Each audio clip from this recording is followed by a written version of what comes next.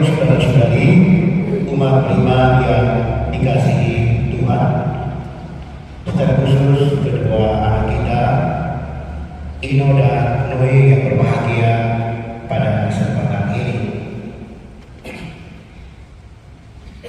Pada tanggal yang telah dipilih oleh Allah, tanggal 22 November 2024 hari ini, di hadapan Tuhan,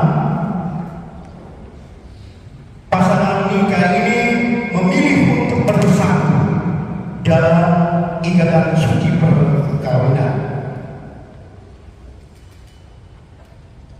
Pernikahan bukanlah sekedar acara formal, tetapi sebuah janji yang diikat satukan oleh kasih yang mengalir dari Allah sendiri. Kasih yang abadi, kasih yang setia, kasih yang tulus. Itulah kasih Allah, Deus Caritas Est.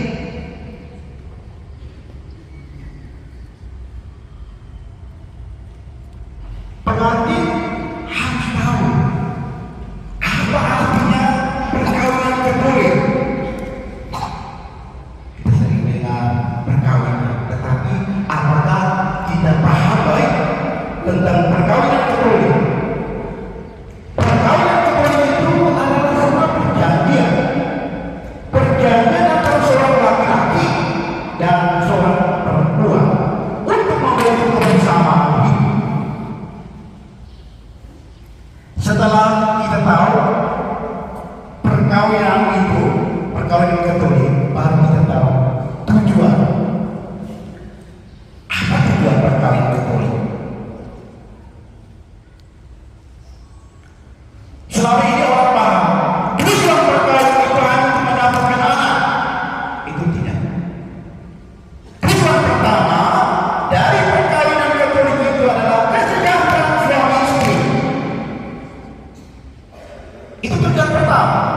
Dan yang kedua itu adalah kelahiran anak, dan yang terakhir adalah pendidikan anak.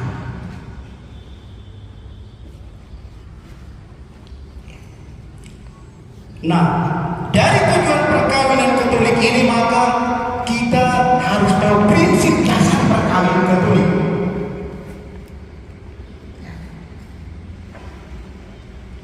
Prinsip dasar perkawinan Katolik itu adalah berciri satu untuk selamanya, dan tak terceraikan.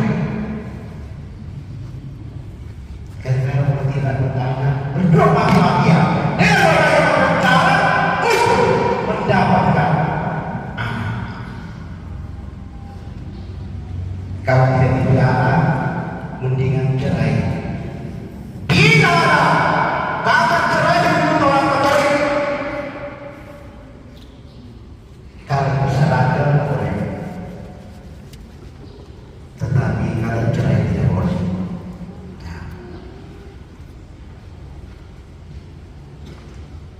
Tadi dalam bacaan pertama 1 Korintus 1 Paulus menggariskan kepada kita semua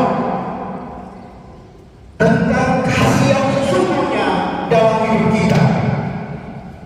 Kasih yang sesungguhnya dalam hidup kita itu harus dinyatakan di dalam tindakan kita.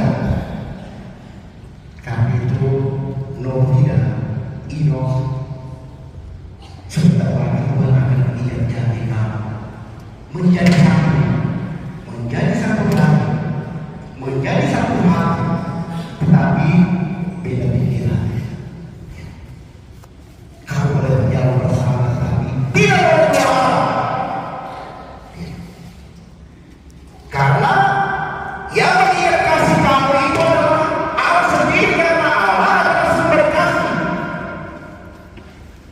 Dan pernikahan yang sejati itu mencerminkan kasihnya itu sendiri. Karena itu relasi suami istri dengan Tuhan itu adalah sumber kehidupan dan inspirasi di dalam membangun pernikahan dan rumah tangga yang baru.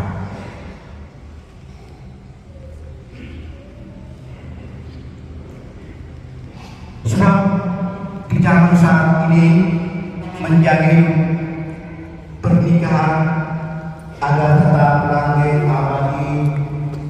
Saling mencintai itu merupakan suatu pekerjaan yang jauh sulit. Tapi yang sulit itu bukan berarti tidak bisa. Kalau ada berdua yang mau supaya besar, bapak saksi yang anda pilih itu hanya menjadi saksi. Kedua orang tua hanya hadir untuk menyaksikan dan mendukung anda berdua, tetapi yang nanti hidup matinya cinta anda berdua di tangan anda berdua.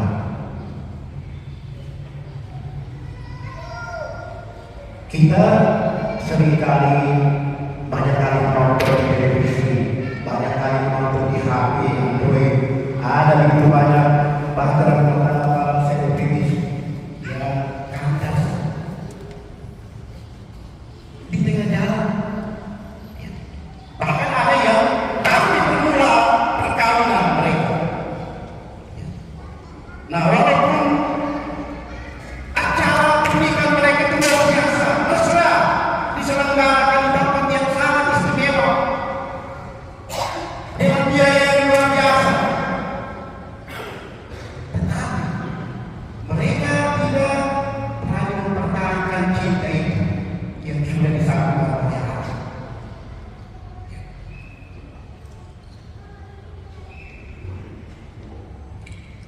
Pernikahan adalah perayaan yang mudah dibangun. Banyak pasangan yang mengalami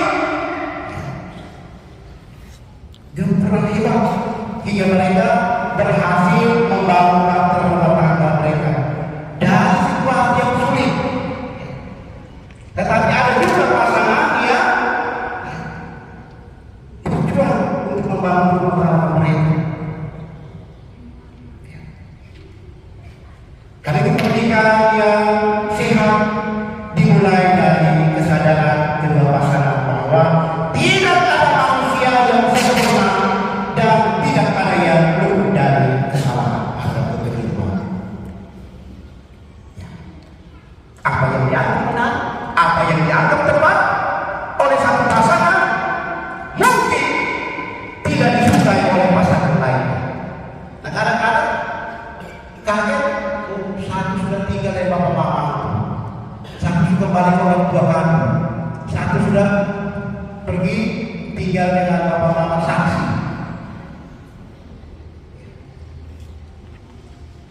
Ada saja pasangan suami istri yang hidup dalam satu anak, tetapi mereka berjalan kedua arah yang berbeda. Nah, hal ini terjadi bagi mereka yang mungkin saja di satu sisi mengalami keintiman dengan Tuhan, sementara pasangan yang lainnya tidak peduli dengan kehendak Tuhan. Artinya kalau dia punya jiwa tidak melibatkan Tuhan dalam hidupnya, apa? Kalau hanya sampah.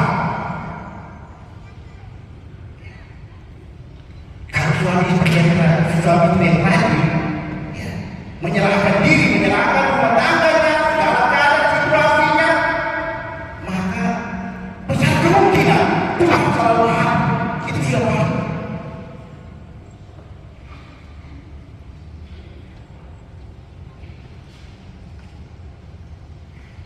Dan cinta yang hanya berdasar cinta saja itu tidak cukup.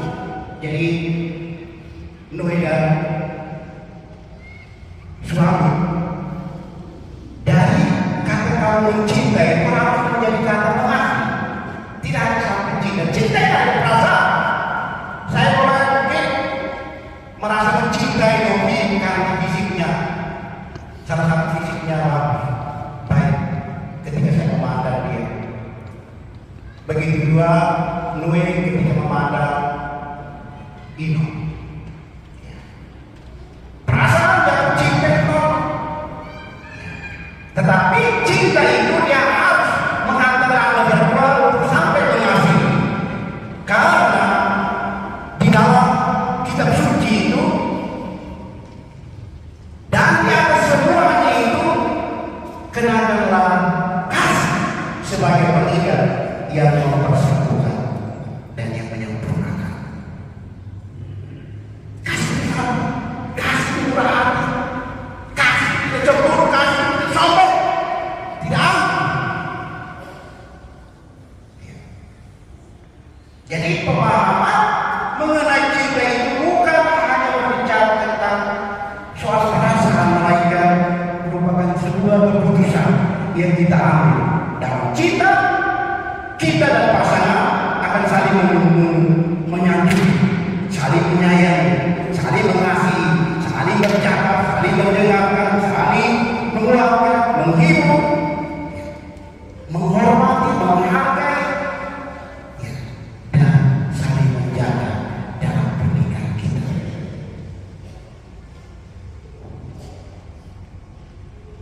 Pernikahan Ino dan Nui pada sore hari ini merupakan puncak dua insan manusia yang membangun relasi dengan komitmen, cinta, dan tanggung jawab.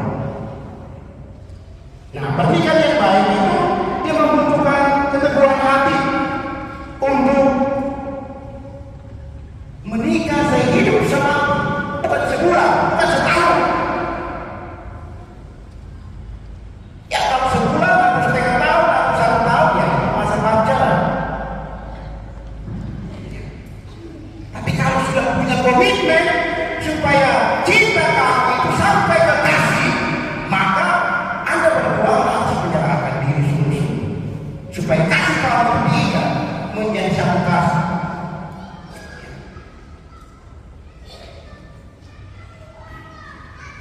Dalam bacaan Injil tadi kita mendengar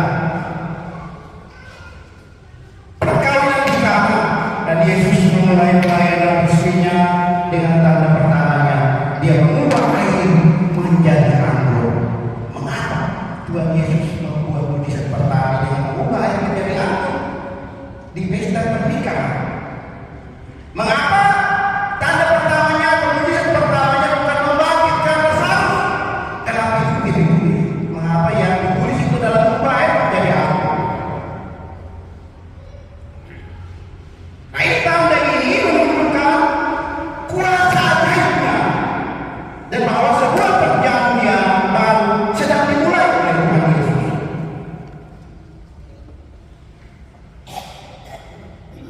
Jika dalam cerita Injil Yohanes bab 2 ayat 1 sampai 11 tentang perkawinan di Kana ini, jadi 3 hari setelah Yesus memanggil murid pertamanya, Yesus pergi ke sebuah pesta pernikahan di Galilea, di kota kecil namanya Kana, karena dia diundang. Yesus bersama ibunya dan juga beberapa murid, tidak semua murid.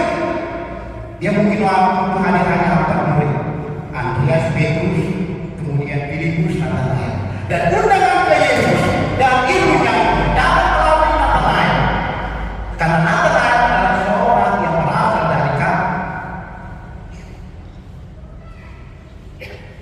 Nah, dalam pesta pernikahan itu Yesus dia sudah masuk dalam situasi anak Yahudi, dan ini sangat berbeda dengan situasi kita saat ini.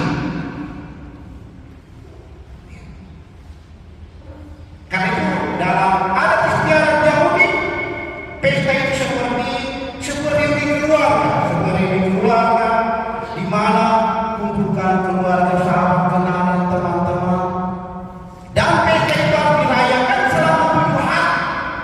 Bayangkan Ino dan Bobi kalau selama 7 hari kalau berpesta mulai hari Senin sampai hari Minggu kita nyolong. Ya. Karena harus mengeluarkan uang begitu banyak untuk menjamu tamu-tamu yang datang. Mulai dari hari Senin sampai hari ke-7. Dan kita bisa bayangkan tuan pesta atau pengantin dia sudah pasti menghabiskan banyak waktu, menghabiskan banyak tenaga, menghabiskan banyak uang untuk berpesta pora dengan orang-orang yang diundang. Dan kita juga tidak tahu persis pada hari apa Yesus bersama ibunya dan beberapa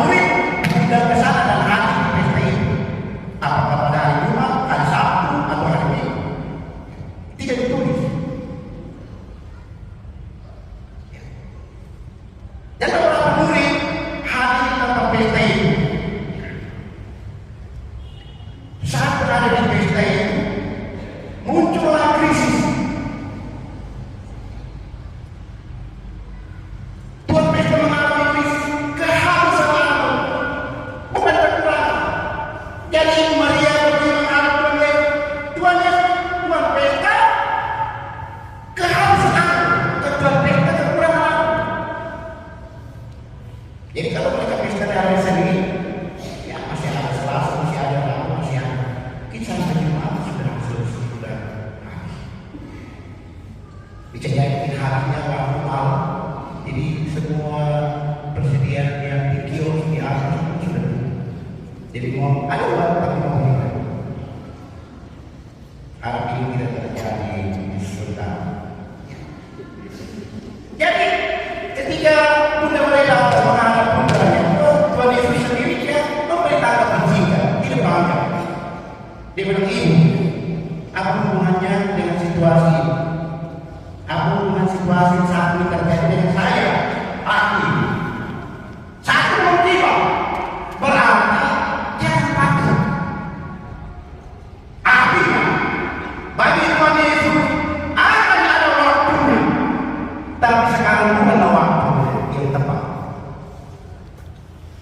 Dengan cara ini sebetulnya Yesus mau memberi tahu ibunya dan tuan pesta apa yang dia lakukan tidak boleh didikte oleh keluarga, tidak boleh didikte oleh teman, tidak boleh didikte oleh tamu dan siapa saja yang hadir. Tetapi didasarkan pada misinya dari Bapaknya.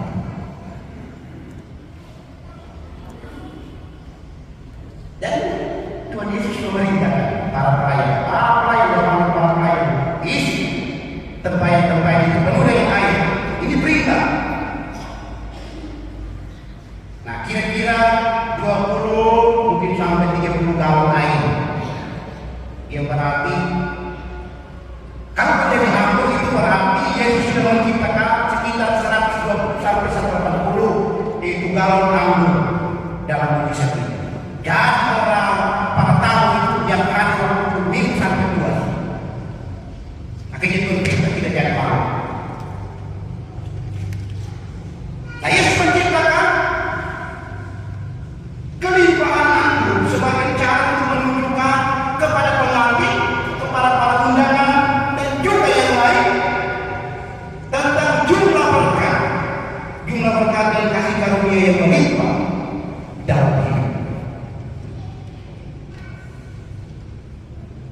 Dan Yesus muncul di sebuah pesta pernikahan dan dia memberikan berkat yang melimpah sesuai dengan apa yang dia coba komunikasikannya dengan tentang dirinya di awal pelayanannya. Dan salah satu gambaran yang digunakan untuk umat perjanjian Allah adalah gambaran pernikahan.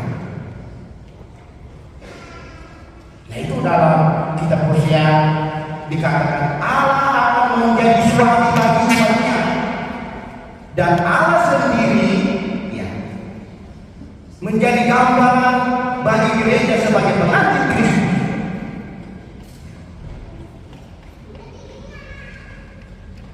Dan Yesus muncul di sebuah pesta pernikahan itu dan melakukan tanda dan ini merupakan pelayanan dari perjanjiannya untuk membawa perjanjian baru. Dari Injil yang kita dengar tadi, apa yang dapat kita pelajari dari Yesus yang mengubah air menjadi anggur? Mujizat pertama ini, dia mengajarkan pelajaran berharga bagi kita. Dan Yesus sendiri dapat memenuhi kebutuhan kita umat manusia. Kita mungkin tidak selalu mendapatkan apa yang kita inginkan, tetapi ketika kita berpaling kepada Tuhan dalam kekurangan kita, kebutuhan kita terpenuhi sehingga kita dapat menjalin relasi yang lebih intim dengannya. Dalam situasi krisis itu, Tuhan mengubah air menjadi anggur supaya dengan itu mereka menarik perhatian orang. Tuhan punya kuasa. Hanya Tuhan yang bisa melakukan itu. Manusia yang diundang itu datang hampir itu tidak ada yang bisa. Jadi kami datang tadi untuk makan, makan dan minum.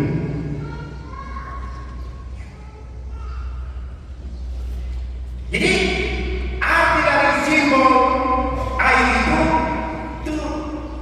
artinya spiritual, rohani.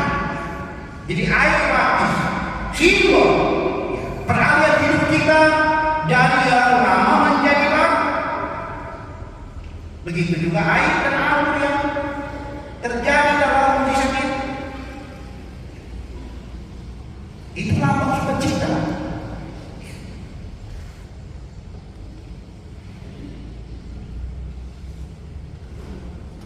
Novi dan Ino, Bapak Ibu Saudara-saudara beriman yang terkasih. Nah, pengelamanan keluarga seperti yang terjadi di kota Ghana juga dapat terjadi dalam kehidupan kita. Banyak kali kita alami seperti itu. Ada yang mengalami krisis, ada yang krusial, ada yang krisisnya tidak terlalu berat, ada yang berat sekali. Tetapi kalau kita mempercayakan situasi hidup kita yang kekurangan itu kepada Tuhan, maka Tuhan itu sendiri akan menambah.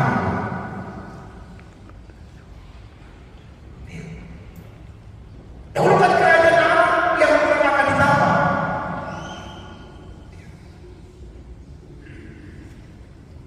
Misalnya, kalau kita tengah mempersiapkan segala sesuatu, mungkin sudah mengantisipasi supaya jangan terjadi hal-hal terburuk dalam pesta kita. Itu sudah pasti. Ya. Tetapi pada saat pelaksanaan ternyata seluruh perhitungan kita meleset. Kita tidak tahu bagaimana harus mengatasi masalah krusial ini. Ini sudah terjadi. Namun di saat yang genting itu ternyata Tuhan menyediakan pertolongan yang tidak pernah terduga. Kalau kita percaya, nah kita akhirnya menemukan solusi di luar perencanaan, di luar perencanaan pernikahan kita. Bahkan jalan keluar yang diberikan Tuhan itu luar biasa. Seperti juga yang dialami di kota Ghana oleh pengantin itu, melebihi dari apa yang diharapkan. Karena itu anugerah keselamatan itu adalah pemeliharaan yang melimpah di saat kita mengalami krisis dan tidak menemukan jalan keluar. Pesan untuk Ino dan Noe yang berbahagia pada hari pernikahan. Dua wajah tadi menarik untuk disimak, untuk direfleksikan, dan tidak segera didengarkan oleh pasangan, tapi kita semua tentang kasih dan juga tentang mujizat yang dibuat oleh Tuhan Yesus. Tuhan menunjukkan kuasa kepada kita di saat kita mengalami situasi sulit di dalam keluarga kita.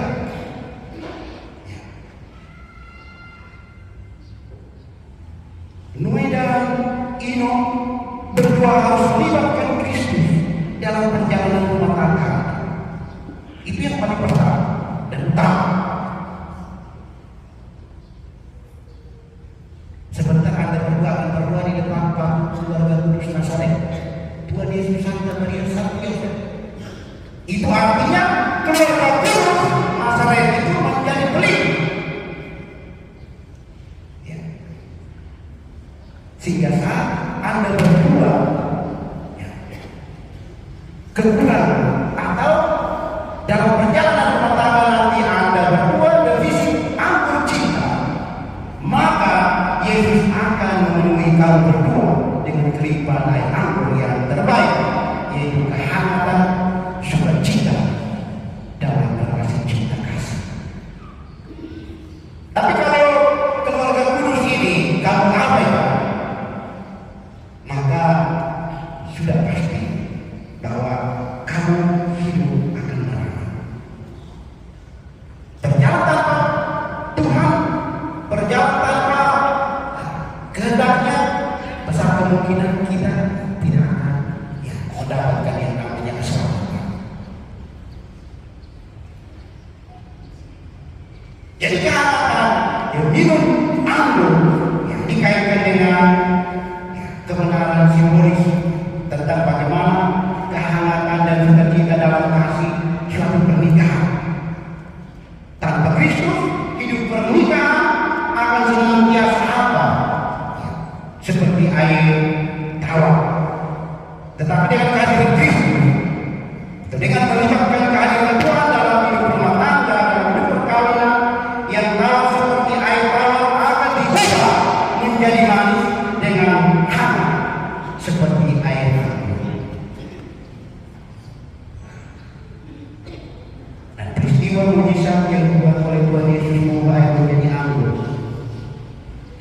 Itu Tuhan Yesus dia melakukan creatio ex nihilo. Artinya dia menciptakan dari sesuatu yang tidak berarti menjadi berarti. Ya. Air tidak ada, tapi mau menjadi apa? Tuhan. Kan? Kita harus, ya, kita harus tunduk kepadanya bahwa Dia berkuasa.